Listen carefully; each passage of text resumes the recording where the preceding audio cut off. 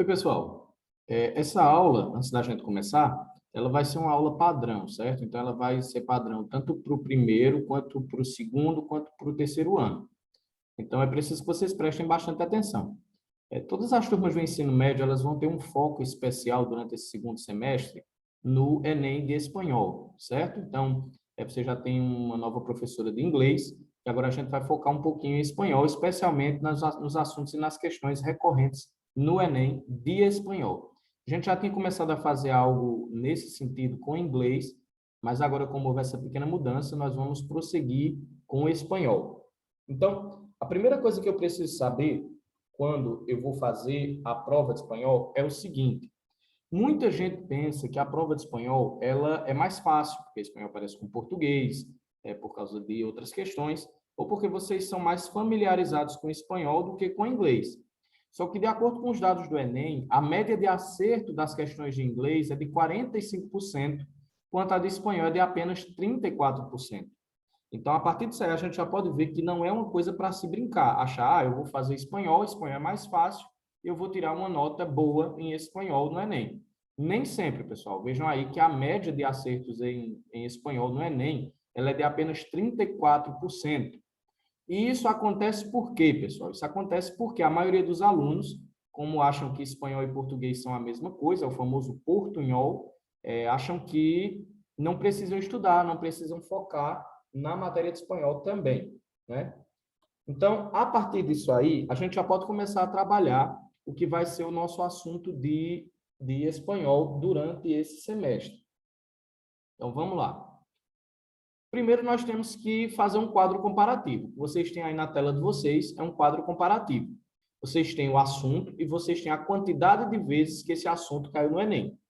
Então, nós vamos ver aí, por exemplo, que leitura e interpretação de textos, ele caiu nos últimos 9 anos, ele caiu 51 vezes no espanhol de Enem, leitura e interpretação de texto. Então, vejam bem, caiu 51 vezes nos últimos 9 anos nas provas do Enem. Isso é muito, professor? Claro que é. A prova de espanhol tem apenas 5 questões. Então, se isso aí caiu 51 vezes nos últimos 9 anos, vocês já estão vendo que isso possui uma importância muito grande na hora de fazer a prova do Enem. Depois nós vamos ter a semântica e o domínio lexical. A semântica seriam as regras básicas que vocês já conhecem, e o domínio lexical, pessoal, seria a forma como vocês lidam com o vocabulário, certo? A forma como vocês lidariam com o vocabulário. Nos últimos 9 anos, a semântica e o domínio lexical caíram 13 vezes no Enem, certo? 13 vezes. Nós temos também funções da linguagem, as diferentes funções que a linguagem ela tem, caiu 5 vezes. Nós temos charges e tirinhas. A interpretação de charges e tirinhas também caiu 5 vezes, 4 vezes, perdão. Interpretação de charges e tirinhas nos últimos 9 anos. Ou seja, é uma coisa que caiu pouco, sim, mas é uma coisa importante. Quando a gente começar a destrinchar aí as questões de Enem, nas nossas próximas aulas, vocês vão ver que essa questão de charges e tirinhas, elas são muito importantes. Porque, às vezes, a gente acha que só vendo a charge ou só vendo a tirinha a gente vai conseguir interpretar. E não é desse jeito. Nós temos também identificação de função do texto, ou seja, eu tenho que ver que tipo de texto é aquele, certo? Isso aí vocês também já veem em português. Qual é o tipo de texto? Eu tenho um texto narrativo, eu tenho um texto dissertativo, eu tenho um texto que é prosa, eu tenho um texto que é um texto de carta. O que é que eu tenho ali? O que é que aquele texto, qual a função dele? Como é que eu identifico a função daquele texto? Caiu 5 vezes nos últimos 9 anos. Eu tenho análise de texto literário em prosa, ou seja, os textos em prosa, caiu 5 vezes. Eu tenho análise e interpretação de músicas e poemas. Isso é outra coisa bem interessante, pessoal, porque como o Enem, vocês já devem saber, ele é uma prova bem dinâmica, certo? Uma prova bem dinâmica, é uma prova que mescla, de certa forma, mistura um pouco, deixa a coisa bem dinâmica para não ficar cansativo. Vocês vão ver que também aparece no Enem várias interpretações de músicas e de poemas em espanhol. Caíram aí 4 vezes nos últimos 9 anos, ou seja, uma quantidade considerável. Nós temos também leituras e artes, caiu 1 vez. Figuras de linguagem, também caiu 1 vez. E diversidade cultural caiu uma vez também. Aqui, quando vocês olham, pô, professor, o que é que tem a ver diversidade cultural com o espanhol? É justamente isso, pessoal. Às vezes eles colocam dentro do Enem, eles colocam alguns textos que vão ajudar vocês na própria redação, certo? Que, querendo ou não, estão ligadas de alguma forma à redação, ao tema da redação. Então, isso é comum de acontecer também. E nesse caso aí específico, diversidade cultural entrou em um dos anos aí no Enem, certo? Então, além de trazer o conteúdo em espanhol, porque é o exigido, é o domínio de vocês da língua espanhola, trouxe também um assunto recorrente, um assunto que estava em alta naquele período. Aí nós vamos pensar, mas por que eu devo estudar espanhol? Bom, quando a maioria dos alunos eles não tem afinidade com a língua inglesa, pessoal, aprender o espanhol como segunda língua é uma das melhores escolhas, certo? O espanhol ele é a segunda língua mais falada do mundo, ele tem em torno aí de 400 milhões de falantes espalhados ao redor do mundo. O português e o espanhol eles possuem a mesma matriz linguística, ou seja, os dois vêm do latim, derivam do latim. E por esse motivo, pode ser que seja mais fácil a gente aprender espanhol, né? É um idioma parecido com o nosso. Não é igual, ele é parecido. Aprender um idioma tão importante é bom para a gente conseguir uma boa posição no mercado de trabalho. Isso aí eu já venho falando para vocês desde anos anteriores, que você saber uma segunda língua é uma ferramenta muito importante quando você quer crescer na área do trabalho, no seu trabalho, naquele que vocês vão escolher para a vida de vocês, certo?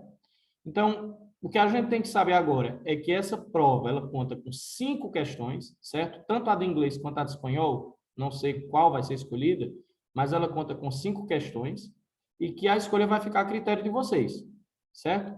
O espanhol também é muito importante para o vestibular, certo? Existem faculdades que ainda trabalham com o método do vestibular e dentro desse método do vestibular, o espanhol ele ainda segue muito importante. Não somente por esses motivos que a gente já colocou aí acima, vocês viram, mas também por ser língua estrangeira. Língua estrangeira sempre é pedida nos vestibulares, pelo menos o domínio básico de uma língua estrangeira. Outra pergunta que existe dentro dos alunos, os alunos sempre nos questionam, como é a prova de espanhol? Como é essa prova de língua estrangeira?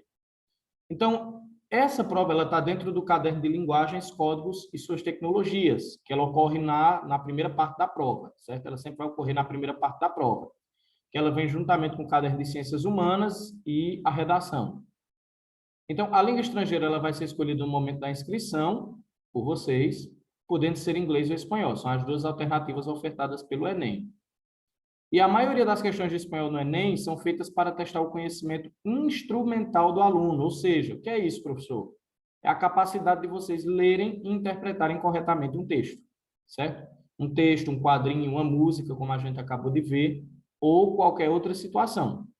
Então, tudo que vai ser exigido de vocês na prova de espanhol do Enem vai ser essa capacidade de vocês lerem e interpretarem um texto corretamente, certo? É basicamente o que acontece muitas vezes nas provas que a gente já teve aí desde que vocês estudam espanhol comigo. A capacidade que vocês vão ter de ler, de interpretar, de saber dominar realmente, pelo menos o básico da matéria. Então, é isso que o Enem quer de vocês.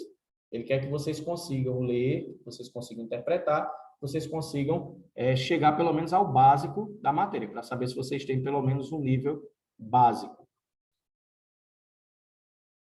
Então, o Enem ele vai esperar de vocês o quê? Que vocês associem palavras e expressões ao tema da questão. Então, dentro do texto, a gente vai ver nas próximas aulas que dentro do texto vocês vão ter palavras, expressões que vão ajudar vocês com o tema da questão.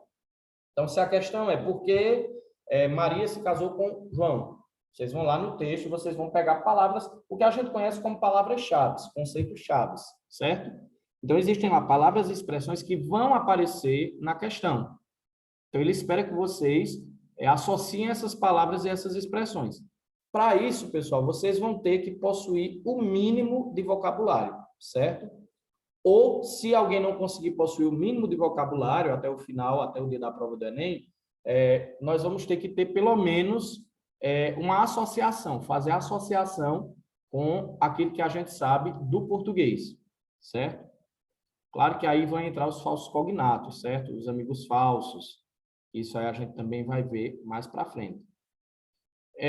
O Enem também espera que vocês demonstrem familiaridade com informações, tecnologias e culturas estrangeiras. Isso aí eu sempre falo para vocês, aprender um novo idioma não é apenas falar, ler um novo idioma, é aprender uma nova cultura. Então, existem termos e expressões nas interpretações do Enem, de espanhol, que são muito próprias de um determinado lugar.